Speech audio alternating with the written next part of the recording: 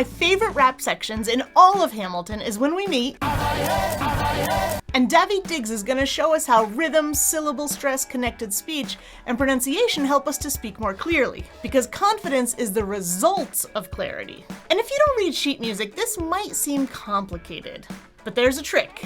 Maybe you know this, but each extra line means you go double time. So if learning little hacks helps you sound better, why not subscribe to my channel to save time while you have a great time?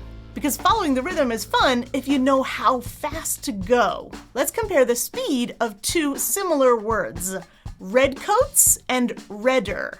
Listen to them and tell me which is faster. I'll play it a few times. Redcoats, redcoats, redcoats, redcoats, redcoats. Redder is twice as fast. It's 1/32 of a beat, whereas redcoats is 1/16, so it's half as fast.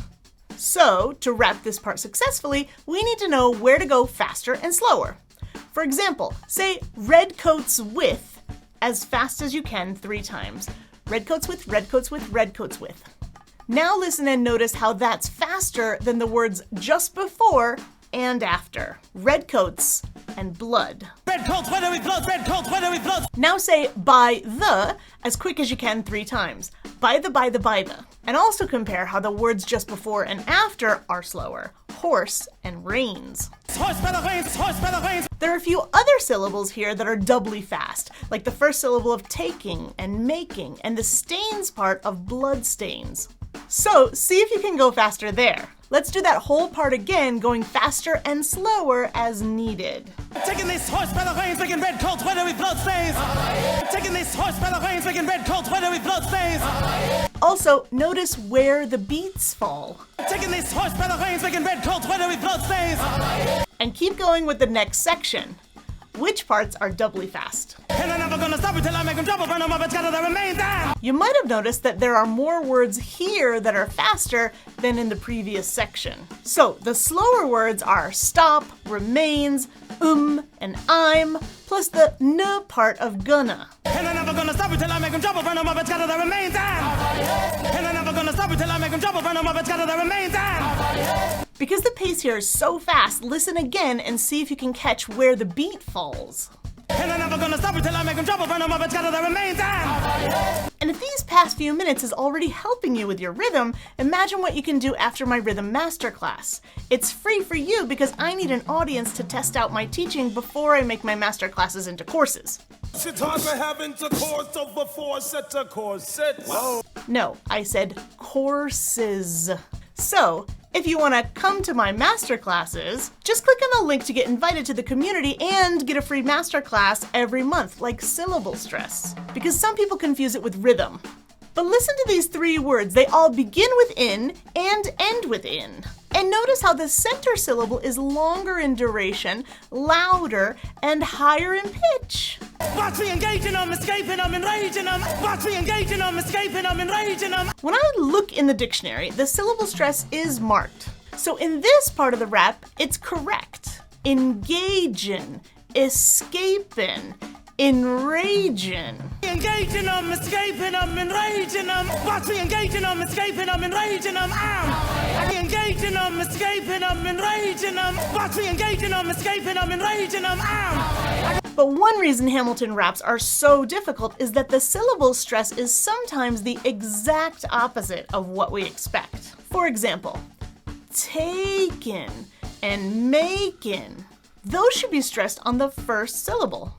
But listen again carefully to see how it's the exact opposite. Taking, I'm taking this horse by the reins, making redcoats. Also, it should be gonna. Not gonna, as it looks from the sheet music telling us to go from faster to slower. That's the opposite. Or gonna, where the syllables sound basically the same like they do here. Gonna stop it, gonna stop it, gonna stop it, and I'm never gonna stop it. But the word bloodstains is great. The first syllable is nice and long. Bloodstains, bloodstains, bloodstains. But the rhyming word, it looks like remains, has both syllables with equal length in the sheet music. That's not right. The second one should be stressed longer. Remains. He goes up in pitch. Mains. But notice how the 3 syllables, re, mains, and I'm, sound like they're the same length. We see the same thing with the phrasal verb burn up. We should stress the particle, in this case up. It should be longer, louder, and higher. But in the music, it's the same length as all the other words around it. But when we listen, I hear it's higher in pitch, and maybe louder, but it's not on the beat. What do you hear? And 99% of the time, syllable stress isn't a choice. It's correct or incorrect, and you can look it up in the dictionary. So my question to you is, why do you think Lin-Manuel Miranda does this on purpose, changing the syllable stress and making some syllables doubly fast or twice as slow? If you have a hypothesis, tell me down in the comments. Because some people ask me why or when, like for reductions. For example, instead of them, we often say and that's actually helpful because now it starts with a vowel, so it's easier to hear the linking in connected speech. So then, if we want to check if someone is saying the full ing ending, I'm listening for the connection.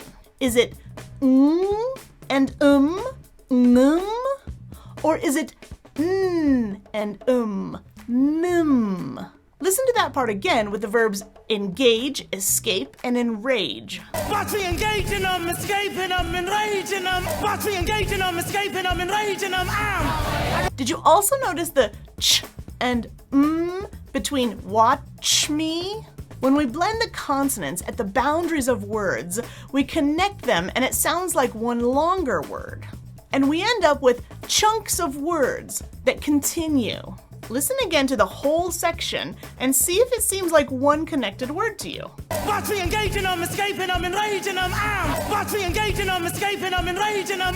The trick with connected speech in English is where to catch your breath, because these chunks can get long. You might pause naturally with the grammar, like at a comma, for instance. But my best trick is to check to see where you have a word that ends in a vowel sound, but the next word begins with a consonant. For example, check this line.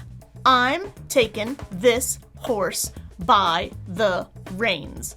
Which of those words ends with a vowel? Well, horse, but that's a silent E, so no. By, yeah, we'll include that because we'll include Y's and W's here as vowels. And the, which ends in the sound. And he pauses after horse because of the grammar. So we end up with, I'm taking this horse. We pause after by and the. Then reins ends up all alone as well. Then there's another pause after reins because there's a new sentence. And that whole last sentence is like one long word. See if you can hear it. Making red cold sweater with blood stains. Making red cold sweater with blood stains. I'm taking this horse by the reins. Making red cold sweater with blood stains. And the same is true for the next part of the Lafayette raps. How many chunks do you hear? And I'm never gonna stop until I make them drop over no more, it's gotta the remains. I hear 3. First one, and I'm never gonna. He drops that D, and gonna ends with a vowel sound. So we chunk that into, and I'm never gonna. And I'm never gonna. Stop until I becomes. Stop until I'm. Then one long chunk. Make has a silent E. He drops the D in and there's an R at the end of there, plus remains starts with an R, so we just assimilate them. Altogether, it sounds like, I make them drop over no more, it's gotta the remains. I make them drop over no more, it's gotta the remains. Speaking of R's, did you notice how David Diggs pronounces them differently? As Lafayette, listen to how he says France and revolutionary, for example. I ask for French aid, I pray that France has sent a ship. I ask for French aid, I pray that France has sent a ship. Revolutionary, the Lancelot of the revolutionary set. It's actually the back of his tongue coming up to the soft part of the back of his mouth and throat, kind of like where we make our K sound. K, k, r, r. Now compare those to how he says the R's as Thomas Jefferson in France and Revolution. France is following us to revolution. They say I'm a Francophile. At least they know I know where France is. And revolution is messy, but now is the time to stand. You should feel the tip of your tongue curling. R, r. If you know how to articulate a sound, you can then also connect those sounds better. Like in the last part when Lafayette says, make 'em drop and burn 'em up and scatter their remains zyme. For example, what's happening when you transition from the in to the d in drop? Your lips are together and the air is going out your nose. And then you use the tip of your tongue on the bump behind your teeth to explode. D. D. I make 'em jump, I make 'em jump. Or what about the N in and, since he drops the D, to the S in scatter? They're both produced on the bump. But in the N, the air's going out my nose. And in the S, my air's going out the mouth, but it also has friction. Ns, ns. Even if your dream isn't to become a rap star, most of us want to speak quickly if we want to, and clearly all the time. So my question to you is, why do you think I find it so effective to use Hamilton in particular to make videos about accent? Soon you'll see. Tell me in the comments, because I love knowing what's important to you. Because I mean, even native speakers have trouble with Hamilton, and you probably noticed how Lin-Manuel Miranda changes a lot of little things, and your brain is like, wait, what? Or, ugh, why can't I get this? But the same thing happens when people are listening to speakers whose first language isn't English. Often there's a syllable that's off, or the rhythm isn't quite right, or a vowel gives us pause, and it can be distracting. You see it right. So the first thing to do is see if you can find the beat, and I don't just mean in the music, but in the sentences we say every day. Then you can fill in all those other details as you go. And if you're picking up on my obsession with Hamilton to master your speaking, check out my non-stop video. That's actually the name of the song for non-Hamilton fans. I'm Accent Coach Bianca, and I'm on a mission to help people understand accents better. See you in the next video. Lord, show me how to say no to this. I don't know how to say no to this.